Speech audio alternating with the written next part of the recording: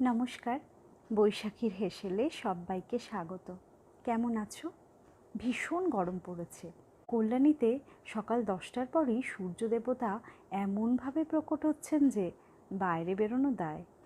আমার তো স্কুল ছুটি, কিন্তু আমার কর্তামশায়ের ইউনিভার্সিটি আছে, তাই রান্নাবান্নার পর্বটি তাড়াতাড়ি সেরে ফেলি।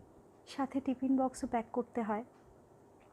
আজকে রান্না করেছি ভাত, পটল ভাজা, মাছের মাথা দিয়ে মুগের ডাল, আলু দিয়ে চিকেনের পাতলা একটা ঝোল। গরমে কষা কষা মাংসের চেয়ে পাতলা ঝোলই বেশি ভালো লাগে। আর সাথে কাঁচা আমের চাটনি করেছি, তার সাথে একটু এক্সপেরিমেন্টও করেছি, দিয়েছি আলু বোখরা। ভালোই হয়েছে খেতে। আর শেষ পাতে রসগোল্লা। ব্যাস, এই হলো আমার আজকের দুপুরের মেনু।